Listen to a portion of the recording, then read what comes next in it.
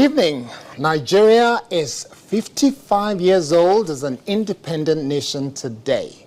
Happy independence celebration to all Nigerians at home and abroad, especially those we refer to as diaspora Nigerians.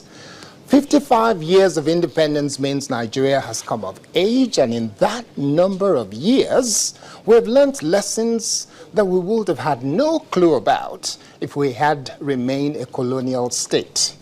As we often say in Nigeria, that has now been our portion, so we are thankful for the freedom, the independence, the lessons, both the ones we need to unlearn and those we must compel ourselves to relearn, and of course the things that have kept us a nation despite the fire and forces that tend to want to pull us apart from time to time. 55 years on, we are at a crossroad. As a lot of people have said, one of the biggest challenges today is that of insecurity. While some continue to hide under the cliche, terrorism is a global phenomenon.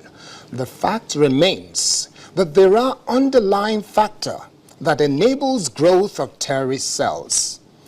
When we consider the fact that Nigeria's population as at 2015 is estimated at about 180 million by some, the projection is that by 2030 we will have over 262 million, and by 2050 Nigeria will be just a couple of millions below the 400 million mark when you look at what we've got there.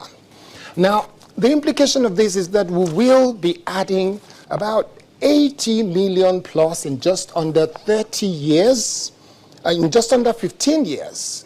And then in about 35 years, we will have well over 216 million people in this country. When one looks at the map of Nigeria with the detailed information we have here, analysts say that northeast is the bed for insurgency or terrorism, primarily because in all the states affected the most, there is over 50% of the males that have no education whatsoever. And this has affected their thinking and their ability to work within the society in the way that they expected to.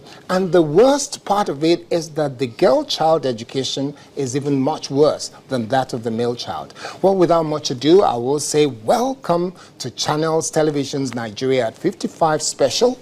On the show tonight, I have with me, with the first person I'll be introducing on the show, Colonel Hassan Stanlabo. Great to have you here.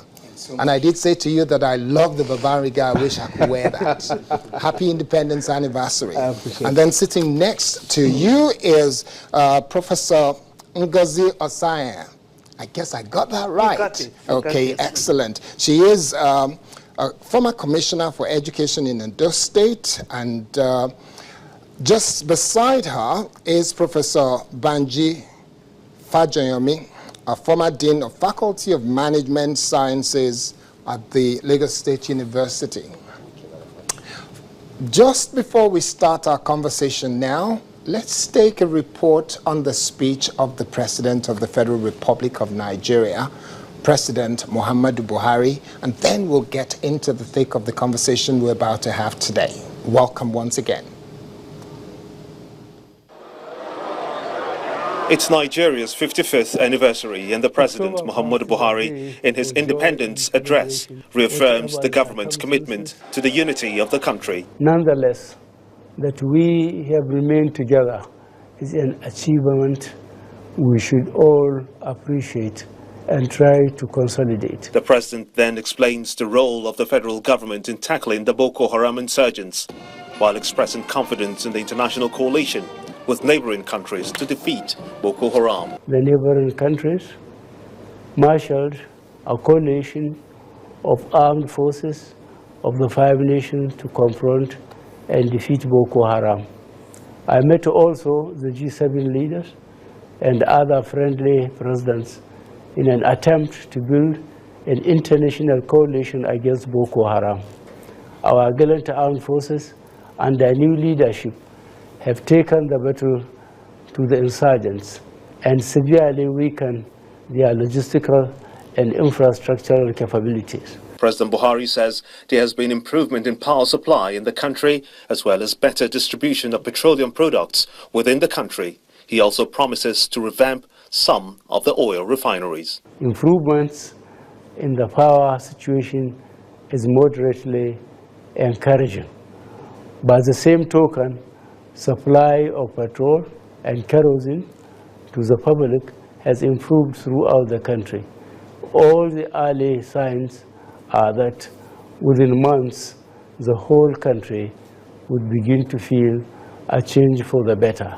On the steps taken to sanitize NNPC, President Buhari says complete audit of all revenue-generating agencies is ongoing. In addition to NNPC, I have ordered for a complete audit of our other revenue-generating agencies. He did not leave out the matter of the appointment of a cabinet. He says there is no need for anxiety because government is resolved to do things methodically. Fellow Nigerians, there have been a lot of anxiety and impatience over the apparent delay in announcement of ministers. There is no cause to be anxious. Our government set out to do things methodically and properly. The coming days will definitely be a clear test on how President Buhari will deliver his agenda for change for the people of Nigeria.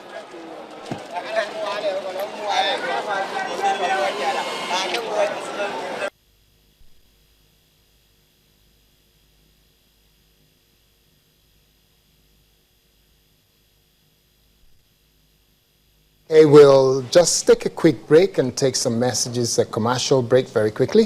When we come back, my guests are here. We're going to have the conversation you've been waiting for about Nigeria's independence, 55 years on.